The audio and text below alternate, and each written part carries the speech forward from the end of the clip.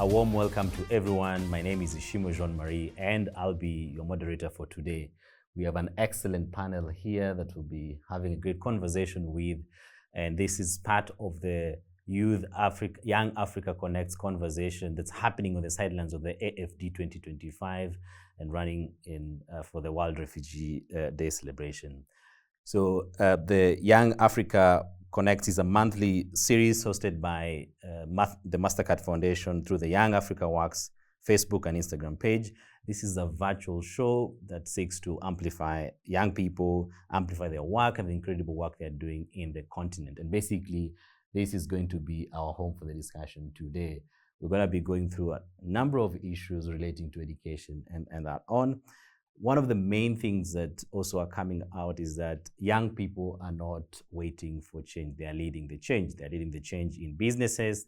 They're leading the change in their communities. They're leading the change in their work, in the organizations they're running. So this is going to be where we have the discussion, and it's really about listening to young people and allowing young people to be part of solution. And that's the conversation we're going to be having with our panelists here. Our sign language interpreter for this conversation today is none other but Rose Omolo.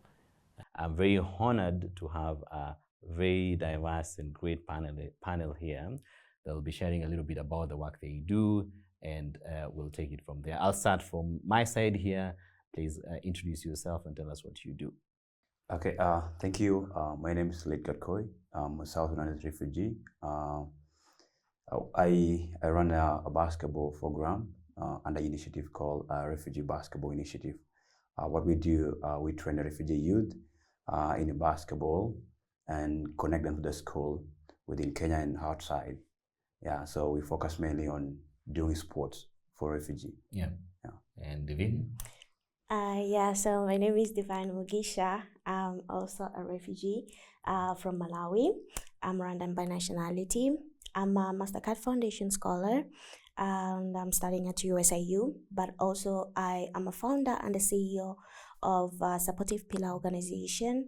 And what we do is to provide access to secondary school education, quality secondary school education to young refugees back in Zarika refugee camp, because we believe that, yes, there's so many initiatives that are coming in for tertiary education, but refugees having the proper foundation, which is the secondary school education, that they can be able to, to access the tertiary education. So that's where we are working right now, and we have amazing students, and we have seen how much access to education can change these young people's lives.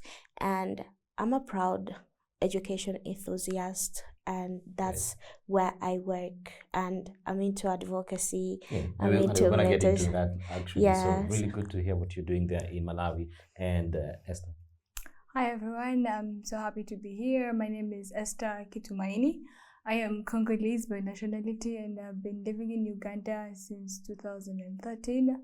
I am a Cohort 2 Amahoro Fellow, and I work with Afya Moms and Tots Nutrition Hub, where we are on a big mission to create awareness on nutrition in the first 1,000 days for both mothers and children. And we do that through different ways, and one of the ways is we produce supplementary feeding products, and one of them is the Wise Baby Porridge that we are currently creating more awareness about, where it supports the proper development of the brain for children right from 6 months up to 24 months.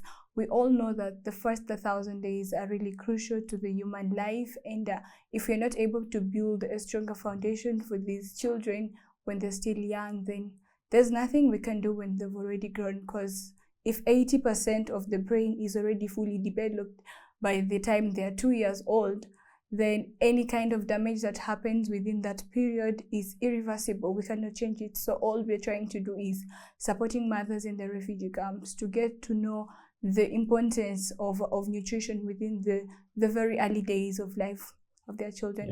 And I am very happy doing that. Great. I mean, clearly all of you are doing amazing stuff in the communities. And I think young people, as all of us are here, is to show that we're actually not waiting for solutions to come to us. I mean, the work that Leach you're doing with the basketball team, the work you're doing in education, the work you're doing with the mothers there, I think this is incredible work. And just maybe picking from there, looking at your displacement journey, Mm. what drives us, or what drives you really in terms of pursuing the opportunities you're pursuing? And we can start with Esther maybe first. Oh, wow. Yeah. So what drives me? I think there's a lot of things that drive me. So the first thing, when we were moving from home to Uganda, it was really a tough journey that we all didn't see it coming, and it just happened, and we had to move away from home. And I think by the time I got in, like in Uganda, everybody was like, a refugee is somebody that does this. But I had another kind of perception. I told myself that I'm going to be different from other refugees. I'm going to go to school. I'm going to be the best person in class. I'm going to be the best when it comes to this. Yeah, and so that drives me. And when I got into the initially I wanted to be a doctor. Yeah, I wanted to be a pediatrician or a gynecologist. But then after my high school, I wasn't able to get into medicine simply because as a refugee, you are not allowed to fill the Pujab form, and the Pujab form mainly they help you to get into to get a government scholarship, and you know how medicine is quite expensive. It's like 5 million per semester, which is quite hard for my parents or anybody supporting me to pay. So after that, I wasn't able to get into the university by then, so I had a 1-year gap of not going to school. So within that 1 year, I did more of community work, going and talking to people about health and stuff like that. So by the time I got a chance to get a scholarship to go back to school, I was like, you know what, I'm going to do something in line with health and in line with community. So community drives me. Seeing the change in the community drives me. Yeah. And through public health, I'm so happy that we are able to promote health, especially within the refugee camps. You know, mothers do not have the money, but nutrition is not about the money. It's about the knowledge. What do you know about this? So if I am able to know that I can get nutrients like proteins from this kind of food, then I will source it out. I'll find a way to grow the legumes, to maybe have the small things that I could have around me, to just have the food that has the nutrients that is needed for my children and me as a person. Yeah. So I think that drives me. Yeah. Seeing the change that we are able to create in communities through just giving the right information. Yeah, Well that's said. a big one. So your drive comes from the community and seeing the Yes. change that you want that. Yes. For you, Leach, can you tell us what drives you and actually in pursuing the opportunities you're pursuing right now? Actually, I can say what drives me to where I am right now. Yeah. First of all, when I grew up in South Sudan, I grew up in a small village where we got access to one sport, that is football. So we don't have this other sport like a basketball, other thing. So during the civil war in South Sudan, my mom's told me that because here the education is not good, you need to get out to a good place whereby you can be able to have a good education. Yeah. That's where I came to Kakuma refugee camp. That was in 2015. So it was a rough journey because along the way people get killed. You don't make it up to Kakuma because coming from South Sudan to Kenya is a risk taking. So I took that risk because I want to continue my education and also support my family back home. So when I arrived in Kakuma, I got myself into the basketball because I was having height. So my friend told me that we can play basketball. So you're having height. I'm like, yeah, sure, we can do that. So we've been playing. So and then when one day I used to scroll my phone. Yep. Yeah, I used to scroll my cell phone. Then I passed through someone who got a scholarship through basketball. And then I go to that page, I scroll, a bunch of different people got a scholarship. I'm like, wow, it's amazing. Yeah. Then I'm like, what if I can start something that this kid are just playing for fun, can be able to get something out of it? Yeah. And that's why I sit down and form the Refugee Basketball Initiative as a marketing platform. It wasn't just, it wasn't an initiative. I just started to showcase the talent. So record a small video, send it outside so that people can see, can be like, oh, we have someone who knows how to play. Why can we just approach this guy and then we have the player coming in? So that's how I started. Yeah. And then after it's going well. People are getting scholarship. I'm like, okay, now we can developing well. Yeah. Then I call the teams. We are about 10 guys. We about 5 guys and 5 girls. Okay. So to sit down now, develop the programs and turn it into initiative. Yeah. Yeah, that's the starting point. So where we're heading to, we want to have change in not only in the Kakuma but in Africa. So look at the someone like Mutombo from Congo who play in NBA, but he built hospital. Yeah. So look at the life of someone like Luol Deng who play in NBA, but is uniting people in South Sudan through sport. Yeah. So why can't we have many refugees doing the same thing? Because I feel like if we have people who succeed through sports in the refugee camp, and then they come back and build this hospital, build schools, bring people together so that no one can die because of shortage of medicine. Yeah. Because now back in South Sudan, someone is dying because lack of medicine. Yeah. So if we can, And what you're actually saying is that then this is interesting actually for sports, because people like Luol Deng, they've been able to come and they've created academies as well, and they're supporting various initiatives as well. I think, so what you're saying is that the biggest drive for you is the opportunity that you have with the sports and what the change can come with that. People coming back and supporting people back in the communities, right? I just want to go to Divine as well. What drives you in terms of pursuing the opportunities you're pursuing today? Currently, I'm pursuing opportunities in education. I'm making sure that fellow refugees are also having access to education. I grew up in a refugee camp. Actually, we went in the refugee camp in 2005. I was just like 1 year old. So my whole life has been in the refugee camp. And refugee camp life is not easy. There is poverty, there is lack of opportunities. The world is so small. So I always knew that my way out, so many people get, is to a settlement. My family has never gotten that opportunity. So we are stuck in the refugee camp. We can't go back to our home country.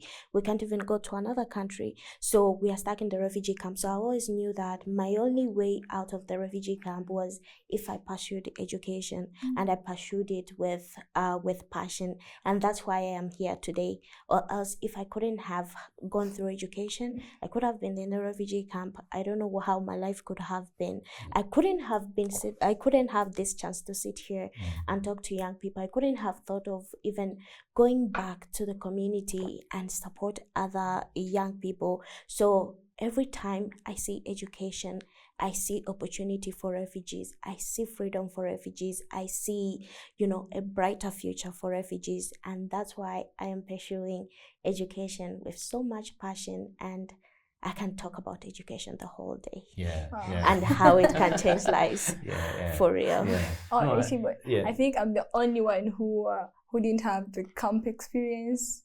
No, you want to share that a little bit more? Oh yeah. Because I feel like it's a little bit different from the refugees in the camp. Because for us, when we came to Uganda, by the time we came to Uganda, there was a chance where you could just go straight to the police and then you register, and yes, they give you now you're an urban refugee, you can go and do life. And with urban refugees, you don't get any assistance from the aids and things, apart from we've given you the ID, you can now go and integrate with the community. So I think that changed the perspective that I had, because now when refugees are in a camp, it's like they're in a cocoon, they are just in a box. But then when we are in the urban setting, so you'll go to school with a national in the same school. You'll have to compete for the same grades. You'll have to compete for the same opportunities. So I think that it's changed my mind a lot, because in the school I went to, I got a chance to be sponsored by a Christian organization from my high school.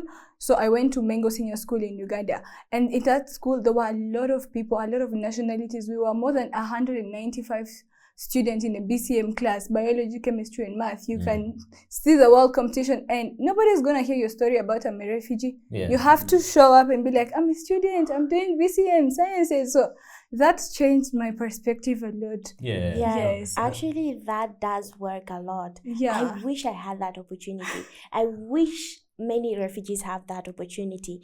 But we have countries whereby it's encampment policy. And we get to that. And actually, so, 3 of you are also saying the same thing, that actually you find yourself as a refugee, that this label of being a refugee. So as you say, you feel like you're living in a small one.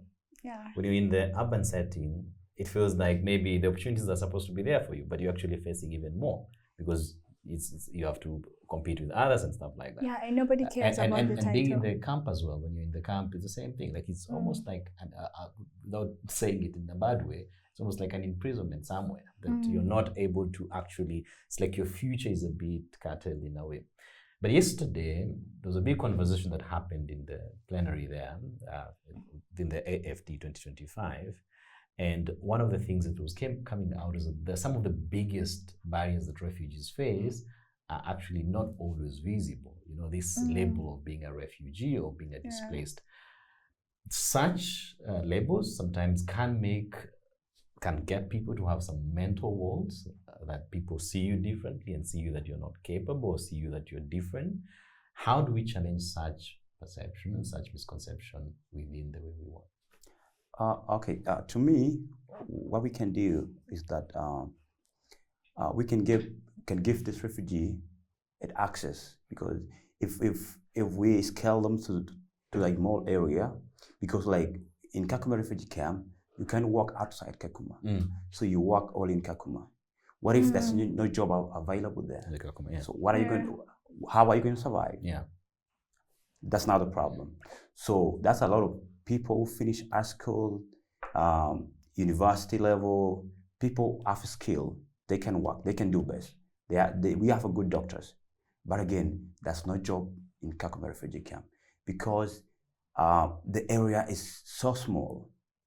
Yes, that is a job, but the population is large. Yes. Everyone has gone to school. Everyone has a degree. Everyone has a high school certificate. Everyone has a college. Everyone does the best. But the problem is, it's so small. Yeah. So you're somewhere in camp, because as Divine was saying, when you're in an encampment policy setup, you're competing within the space. You don't have freedom to do more, you know, and that's the challenge.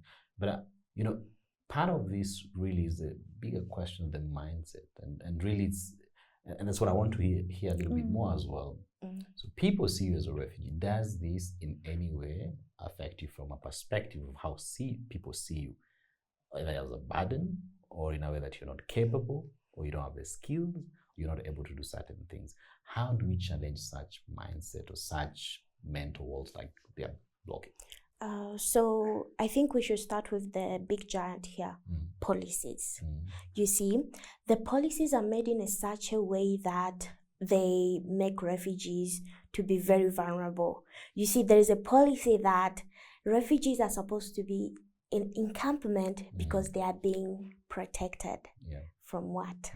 From who? So the biggest giant here is the policies. If the policies can treat us differently, see us differently, we can also be different and do differently.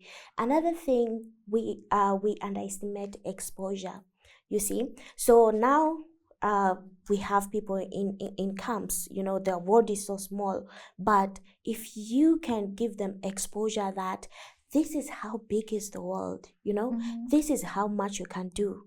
You can be whoever you want to be in the world, despite being a refugee. You can do good in school. You can be the best doctor. You can be a pilot, you know. Give them exposure and then bring for them opportunities. Because if you give them exposure without opportunities, that means it's just a fantasy land. You are telling them, okay, so you can dream, you can be delusional, but in real life, it doesn't work. So change policies, change the way people are looking at refugees, exposure, in order also to change the way refugees see themselves. You see? And then give them opportunity.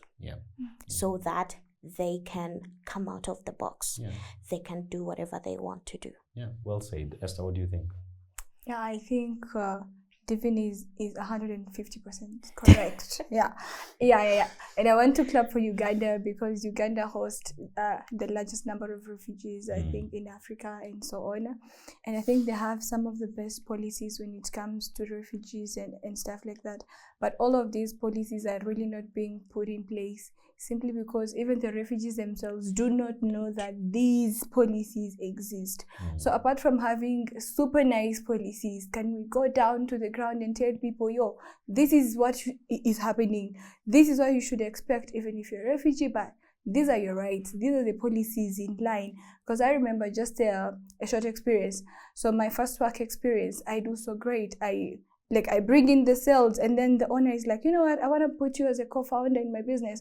I'm like, super cool. I'm going to have shares in a company. Ooh. So, all right, time to sign papers. And they're like, oh, okay, we need to see your ID. So I send in my refugee ID and they're like, this is your ID. So I'm like, yes, I'm a refugee. So this is the only documentation I have. And then they're like, and when you're signing, there's a part of occupation. And instead of putting me in the things that I am doing for the company, they decide to write refugee. And I'm like, Wow. has refugee ever been an occupation? So that Wow. one really struck my mind. I was like, occupation, refugee, and I've done all these. So I think at some point, apart from having all these nice policies, we need to go down and tell the people themselves that these are the policies in line. So if somebody is trying to work on you because of this and that, no, tell them these are the frameworks. And okay, my friend, you have to follow the frameworks. Yeah, so that's it. So that one is really going to change a lot when it comes to the mindset. Because even us as refugees, we've had it in mind that I'm supposed to be vulnerable. I'm supposed to be, everybody is supposed to say, sorry, you lost your people, sorry. No, it's not that. The world is not a pity party. Like, you have to stand up and show up. Because I loved what the team that went to Kakuma the other day said, and they said that most of the time we've always been bringing the world to Kakuma, but this time we are taking Kakuma to the world.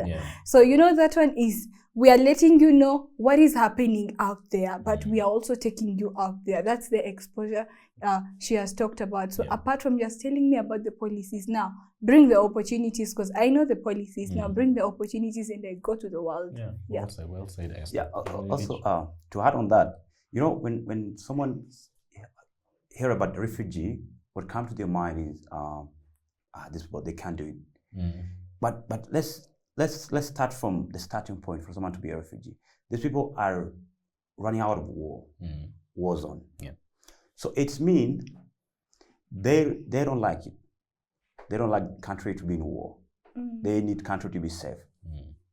So that's why yesterday we have to call in for people to invest in their refugees' ideas, give them resources, give them so that they can develop and they can change. Not only the refugee camp, but back home. Because look at the refugee camp. How many nationalities are there? 21 in Kakuma. What if we have 21 people coming from different part of the continent, change their life, go back to their community, and change the entire community? So we can have the development in Africa. Because these people are from the different part of Africa, but they are in a refugee camp. They run out of war because they don't want people to fight. They need things to change. They need the country to have a good economic country to develop. But people don't understand that. People don't know that these are people who want change because they run out of the war because they want things to be better. Education system to go back to where it is, country develop, currency go back to the normal, because like now South Sudan, we have a big problem with the currency. Because $100 go to 500,000 South Sudanese pound, which is crazy. So people get out there because they don't like it. They need a change. So they come to the refugee camp and then now sit down and put down the ideas. So it's the world to go back to the refugee camp, whatever refugee camp, sit down with them, hear the ideas, develop them, give them the resources they need, and we can change the world. So investing in the ideas. Investing in the refugees' ideas. And I love this because this is the only way to actually change the narrative, because when people see refugees different, first, we'll be honest, there's unique challenges that refugees face, for sure. Refusing this, and people need the right protection that they need. But I think when it moves to a place where then opportunities and access to services becomes a hindrance, issue.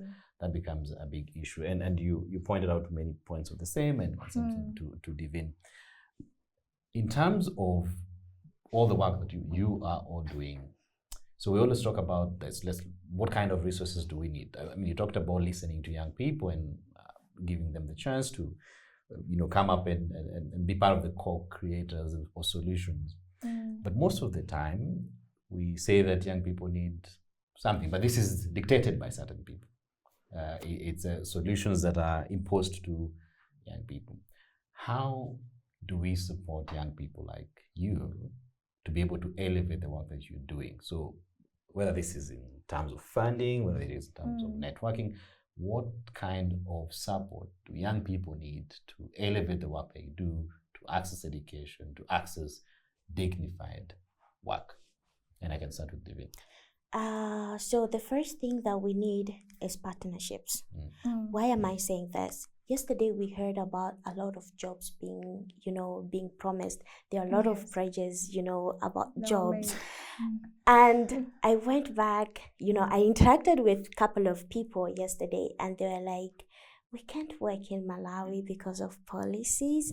And I was like, but we have people working in Malawi. We have solutions that are working in Malawi. We have CBOs who are coming up with solutions that are specifically to Malawi, and they are working very well. Why don't you partner with them? If you can travel to Kenya to go make a change in Malawi, why can't you partner with an organization in Malawi in order for in order to create all these opportunities and make sure that these opportunities are accessible to all the refugees?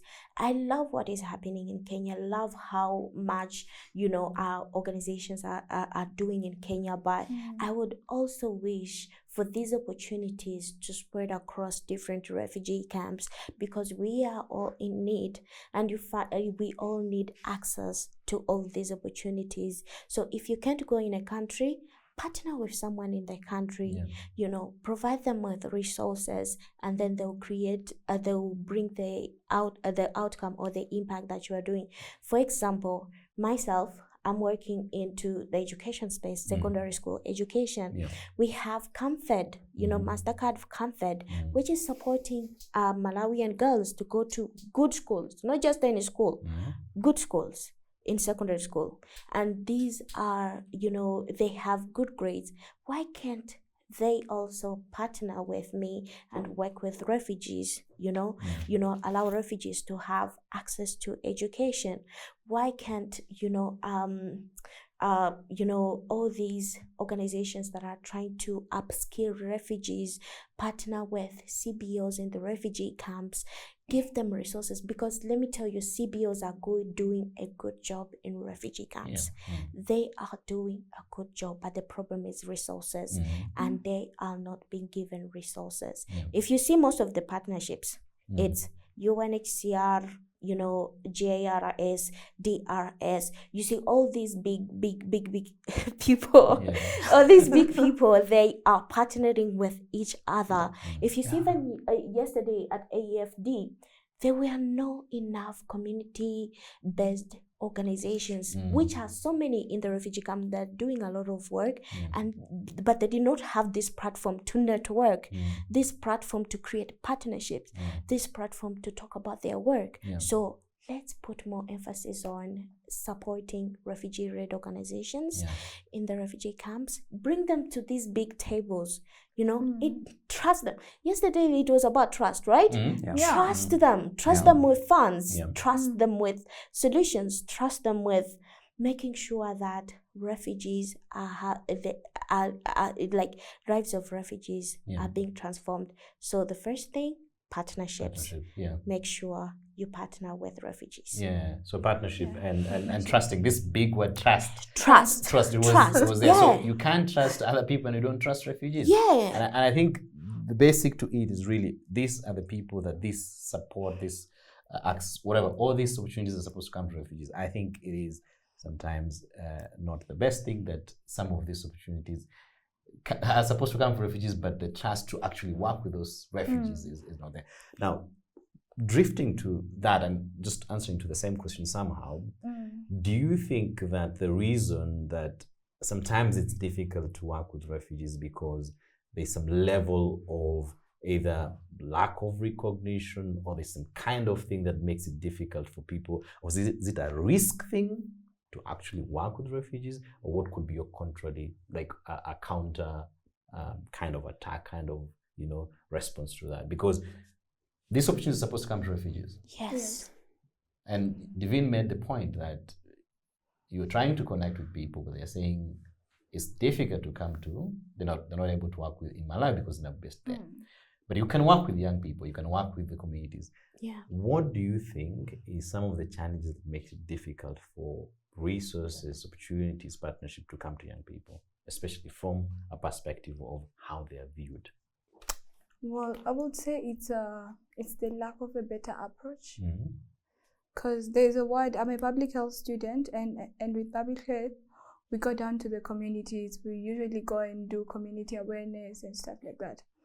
And there's always an example that we use and say, if we have gone to a certain village and they do not have latrines, and we just say in our minds, oh yeah, we want to build latrines for these people because they do not have it. Mm-hmm. Well, if we go and build the latrines without the consent of those people, we may have them there and they will never be used. Never. Yeah. Because what? The approach we use is, we thought what we had in mind was best for the people. But how about we go down directly to them, have a conversation with them, get to know what exactly is working for you, what is not working, what is the problem, how can we come in and solve? And that is where the partnership with the CBOs come, because the CBOs know the people very well. They understand the problems. Like, you cannot talk for a blind person.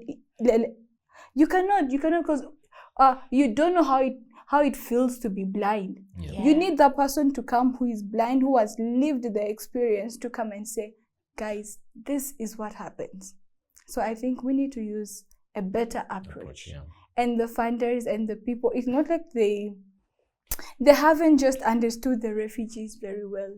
So I think if they can get time and go down, instead of just putting out a call out there like, we need people who are doing this and that, no. Come to the ground, let's see how we can work out things, and then like understand the people so that we can have tailored solutions to the problems. Yeah, tailored solutions, tailored approach, and a different type of way. Can I say something to what she said? To pick up from what she said. Let's say, for example, I want to bring my business to Nairobi from Kakuma. I'll not just bring it. I have to understand, will my product be by Nairobi? And the people need this product. So, okay, when you're going to go to Kakuma, you don't just have to go there.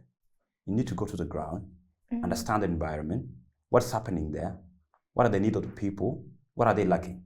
Then from there, you understand what they really need. Because a lot of organizations come up with what they want to do without knowing what are the needs of this refugee in the camp. And then now they just go there to do what they want to do without knowing what are the needs of the refugee. So we need to give this refugee also a voice. So giving refugees a voice, different approach, more or less a tailored approach. More of a community, not in the boardroom. Don't sit in the boardroom and make the decision and say we're going to the community and it will work. No, it will not work. Let's go down. So not imposing solutions, working and co-creating the solutions with the young people. Talking about coming to the camp and understanding the challenges, listening to them, understanding the needs, not creating projects and solutions without understanding the needs. And Devine similarly. But for you, Leach, and I'm asking you this because you also are running this basketball initiative. And I believe that there are certain very specific support that you need. I mean, we need to move from what we always talk about, rhetoric, to action, right? Exactly. There is the practical piece of that. So how can donors and funders, as we're saying, they've not yet understood, maybe they're in the journey. I mean, we've seen yesterday, most of the foundation people and the donors and various people went to camp and they were able to see what's happening there. People came back and so we can say there's a lot of lessons that's happening. But as that is going on, what would you say is some of the very specific support that you need for a project like yours? Okay, for the project that I need, what we focus on, we need to find a way to get this refugee out of the camp. Because if we let them stay there for long, there's no support, they're not going to help themselves. So we're finding a way to help them get out of the camp and become successful in life, and then go back to their community and support people back home. Yeah, I see. So by doing that, we need to develop a refugee basketball program, whereby refugees are having a way to compete in high competitive level. Yes. Like having a team playing in BLA, African Basketball League, having some individual participating in NBA, having a team now playing in Kenya Premier League. We need such a thing happening for the refugee, and that's what I'm focusing on. And I'm not gonna change it. I'll focus until it happens. Because you know, a lot of in Africa, people focus on one thing, and then again leave the focus area and then branch. For example, you find some health organization will branch to sport while there are other people in Africa dying because of lack of medicine. So why can you ensure that there's no one dying because of lack of medicine? Then before you move to sport, you will find some education organization doing other things instead of making sure that in Africa every child receive a quality education. So my point is, let's focus on what we're supposed to do. Each one of us focus on what you're supposed to do.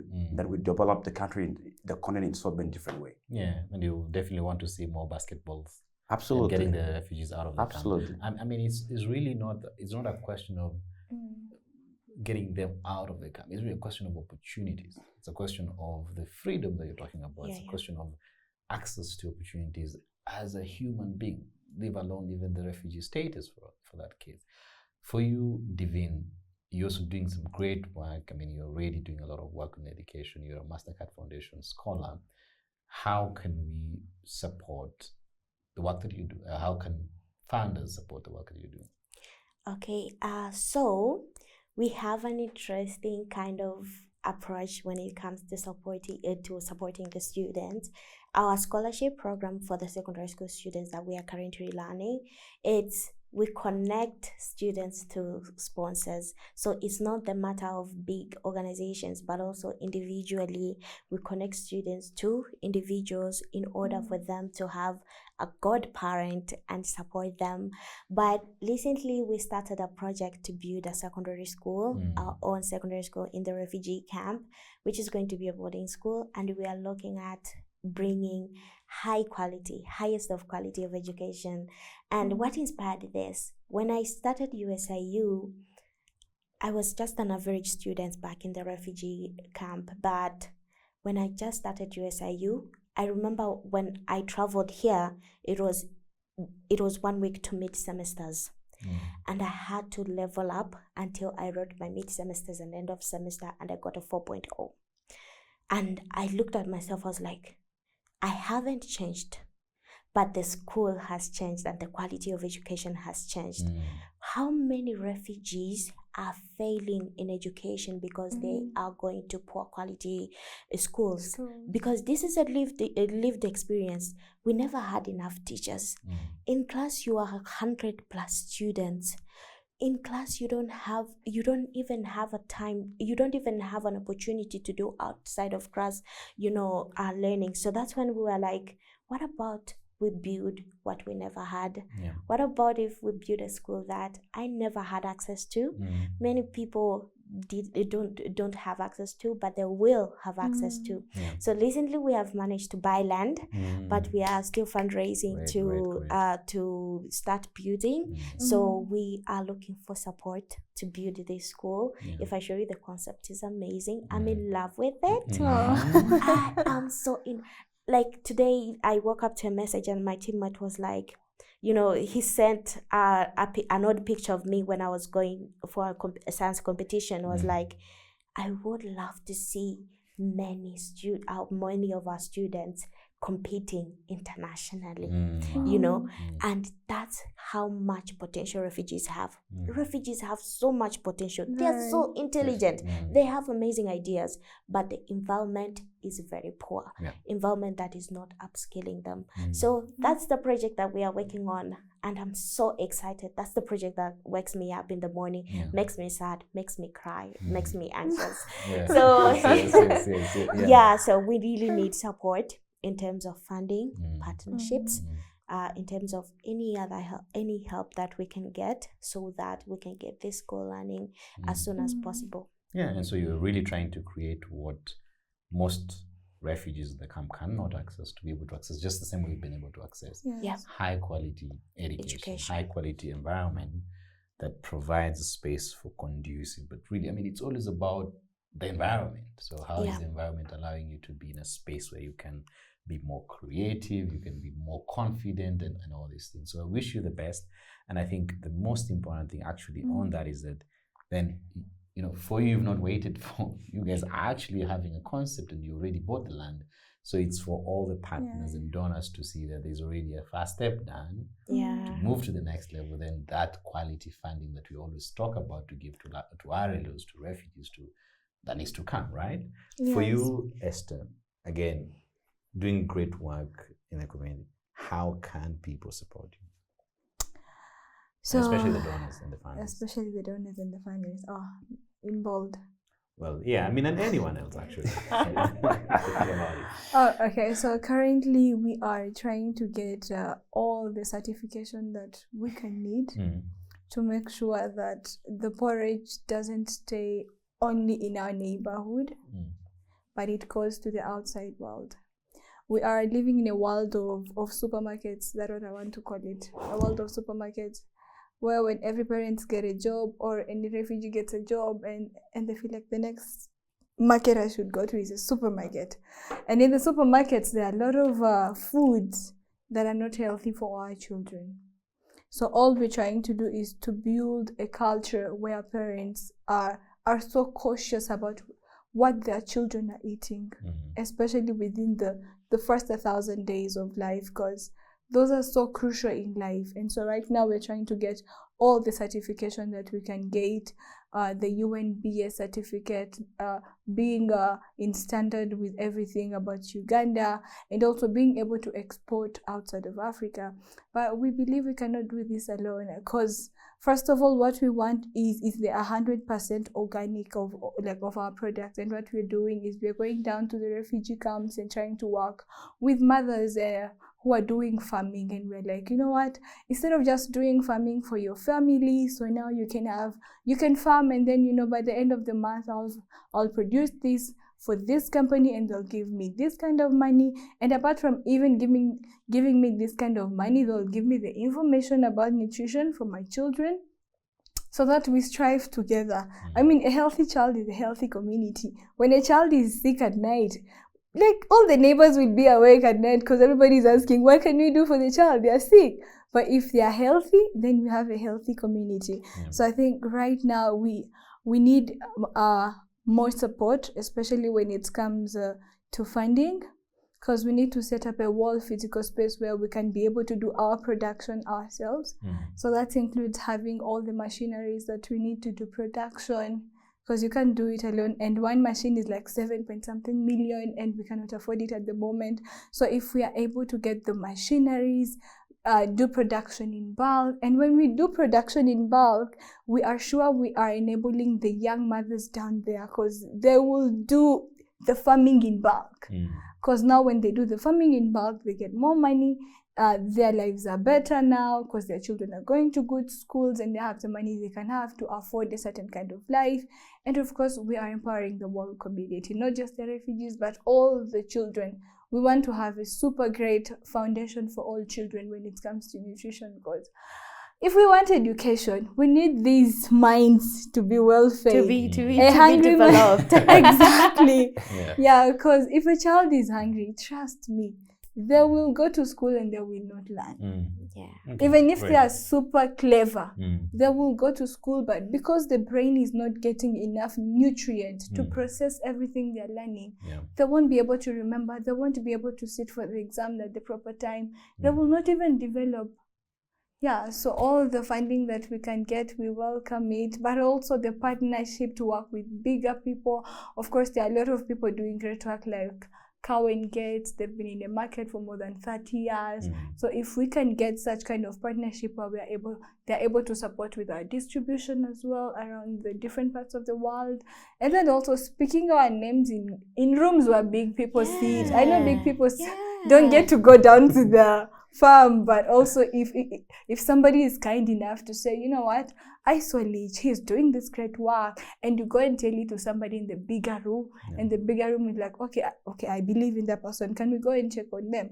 So that kind of support is also needed. And also to finish up, it's trust us.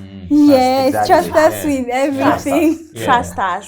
Trust us that Absolutely. we are making this change, and that with the support we are going to do better and bigger things. So the whole issue is trust us with your funding, trust us with your partnerships, trust us that we can be the best solution, is the best decision I've ever made, and you can deliver. Exactly. and that we can deliver. Exactly. We are delivering. We are already delivering. You've not waited, to be honest.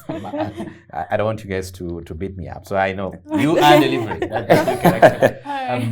And I mean, again, this all goes back to all the discussion that's been happening here about all in and all those kind of things. I think this trust thing it's a real base for most of the things you're talking about. Inclusion, access to opportunities, education, to be able to work with young people, to be able to work with people in the community. We have to trust them with the funding. We have to trust them with the partnership, with the learning, with all these things that we're talking about. Definitely. So that's really great. We may be doing 2 extra questions. Maybe this could be as we get to the tail end of this discussion. There's always a big discussion about how do we transition young people into dignified and fulfilling work. And a big piece of this is really the question of policy. And I think, Devin, you talked about policy being a giant challenge and a big this is the giant. What changes can be done for policies within the different countries we stay to actually make it more easier for refugees to access fulfilling and dignified work? So it's a mindset shift because there are so many policies that hinder refugees from working, because some countries feel like refugees are taking up jobs that are supposed to be for their citizens. Refugees are not stealing anybody's job. You see, they are getting what they deserve. Okay, so put us in a platform whereby we can all compete for opportunities.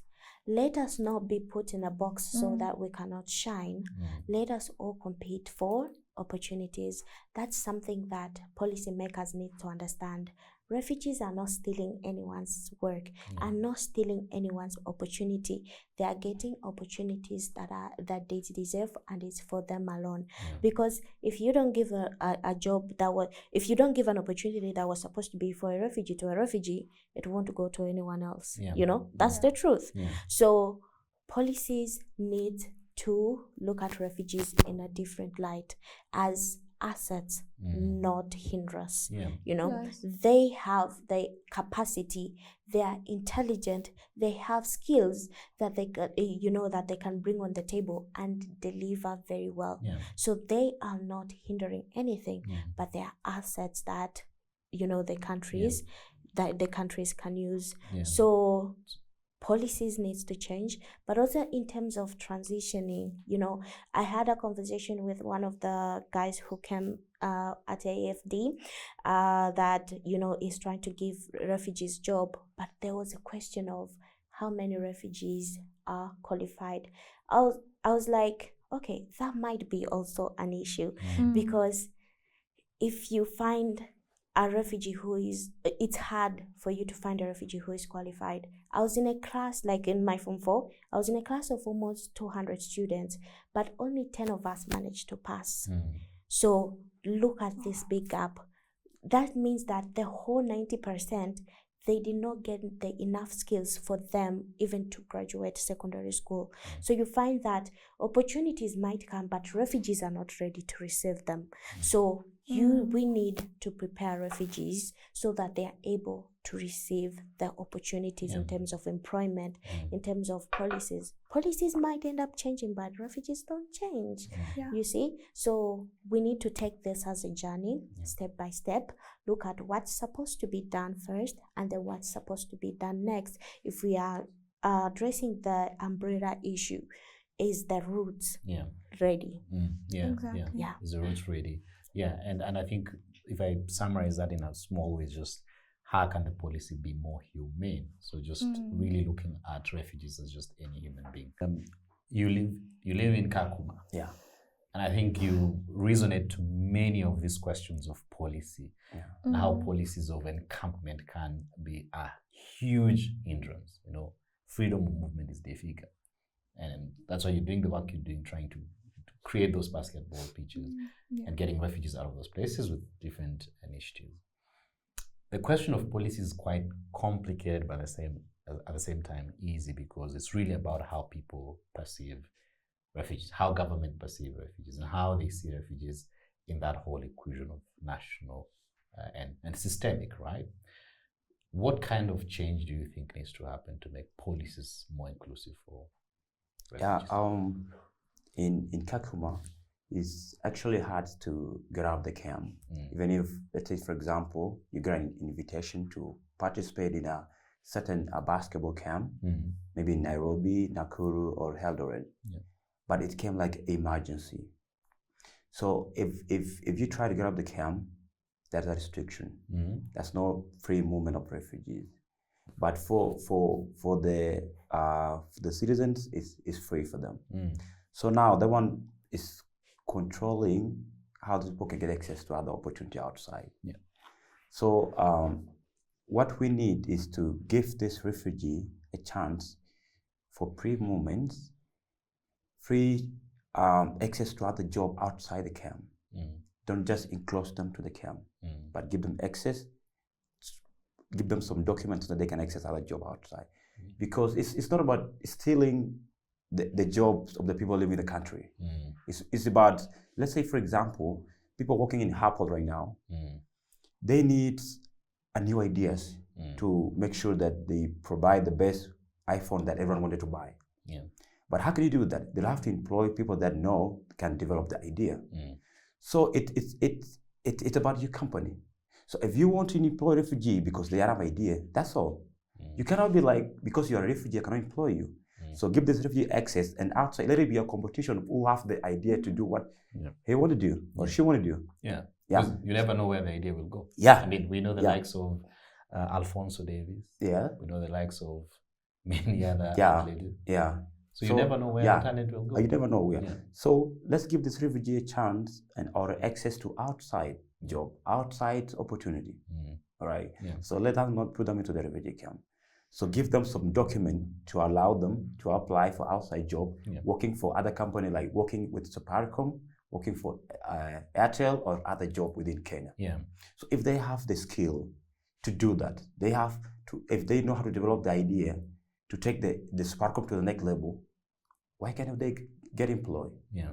But right now they can't because they don't have access to that, you know. Yeah. So other people now are having a brilliant idea to change not only Kenya but Africa. Yeah. But again, they don't have access to outside. Yeah. They just enclose to the camp. Whatever you guys do it in the camp and let it be there. No, I hear you completely. I think freedom of movement, freedom to go out, freedom to access opportunities outside.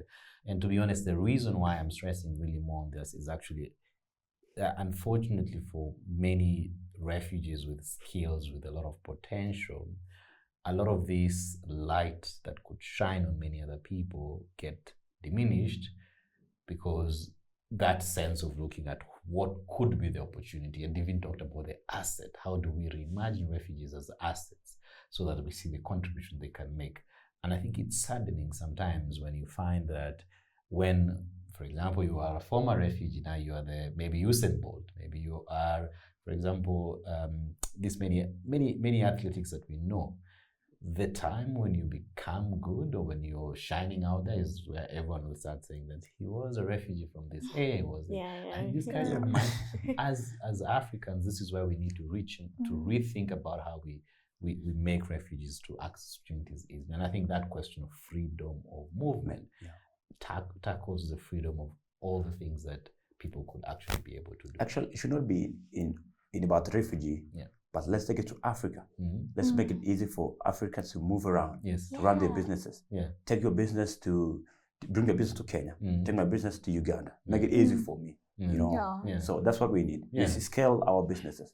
Freedom. Borderless Africa, that is. He talked about even lack of movement within a country. Imagine, even within a country, it's a problem. So, apart from tackling the issue of freedom of movement on a continental level or an international or on a global level, also on a national level, make it easy for refugees. Let's start home. You know, we should be the change we want to see in the world. Exactly. So I love that.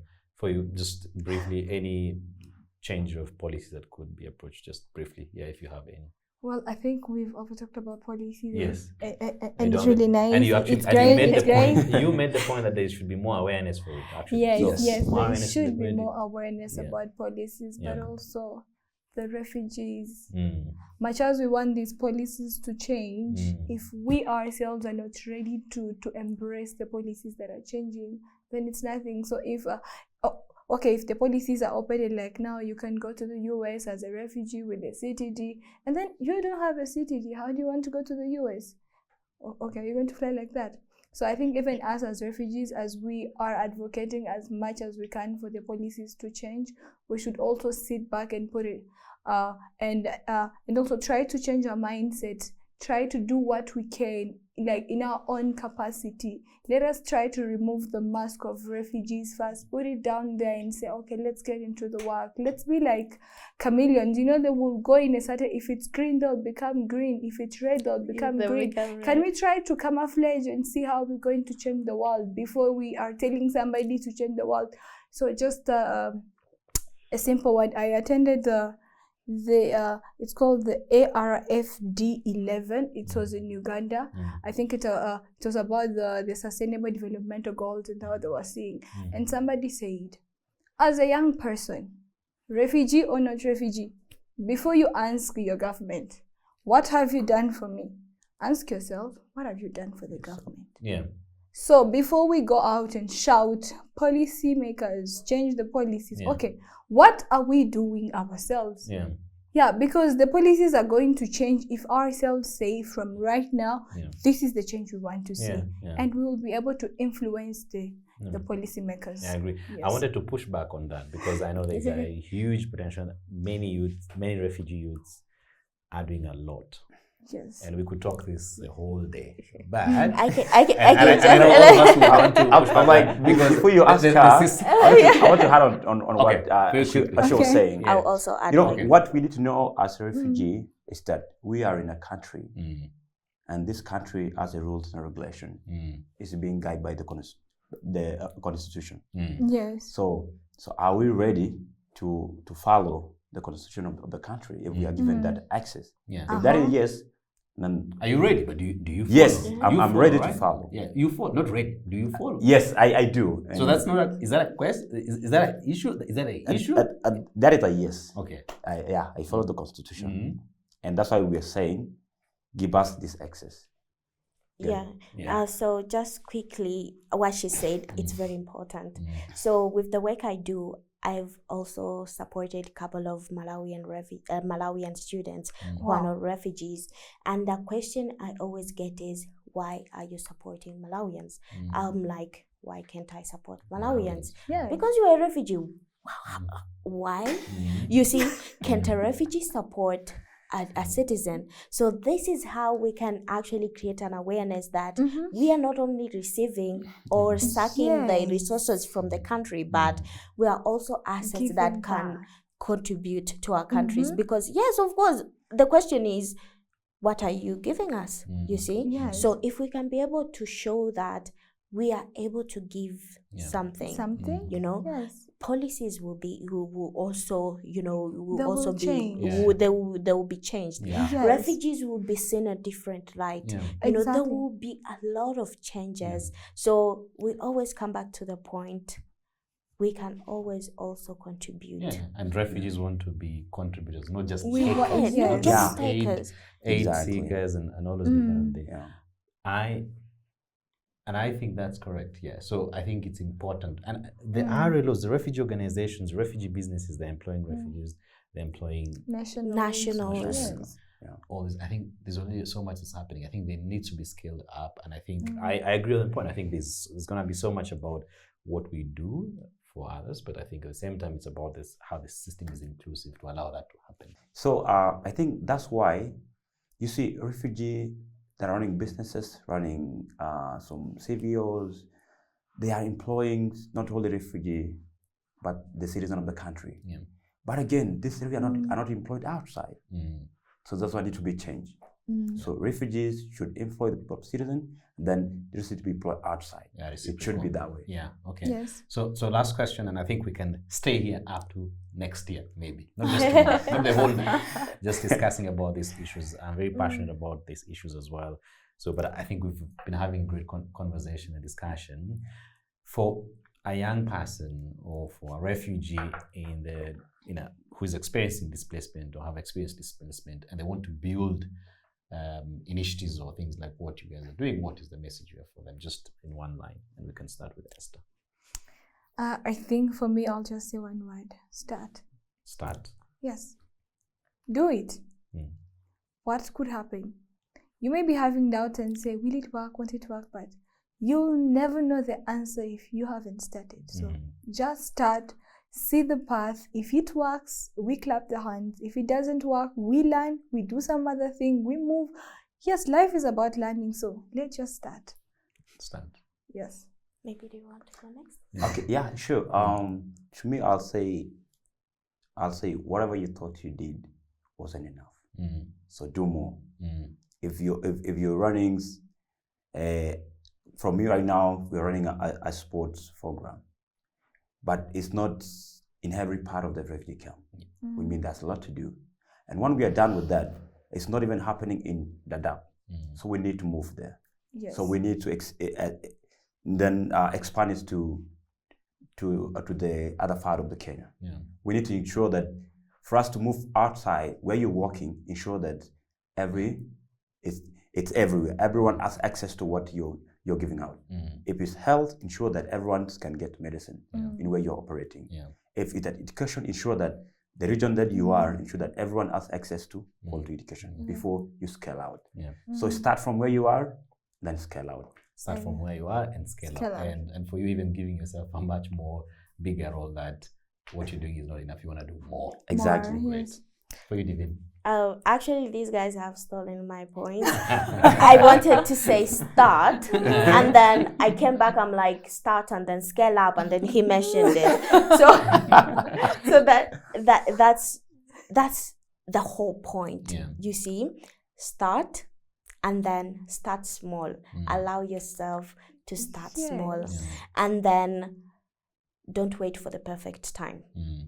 There will never be a perfect time. Never. You are waiting for perfect policies. Sometimes policies are changed, but they're never implemented. Yeah. Yes. So there is never the right time than now. You have a great idea.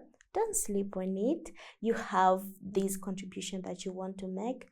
Just start, make some mistakes, learn from it, fail, get up, and that's what we are good at. Refugees are good at failing and getting back up. Yeah. So you have all it takes for you to do and be whoever you want to be in the world, and you can make change. Yeah. You are a change maker. You are not just a refugee. You are a change maker. It's been lovely and amazing to have this discussion with you in the sidelines of the AFD 2025, the Africa Forum on Displacement 2025 here in Nairobi, Kenya. And I wish that we would have had more time to speak, but I think it's been great. Start, scale, start small. This is the right time. And I think the big of it is really trust, trust young people, trust the organization that they are running, trust the initiative, and fund them. Get the resources that they need. And I think that's the shift we need to see in the space. So it's been amazing to speak to you, Esther, Divin, and Leach. Thank you very much, and I appreciate Asanteni Sana. It's been great. My name is Ishimo Jean-Marie, and I've been your moderator for the Young Africa Connect conversation. Thank you very much.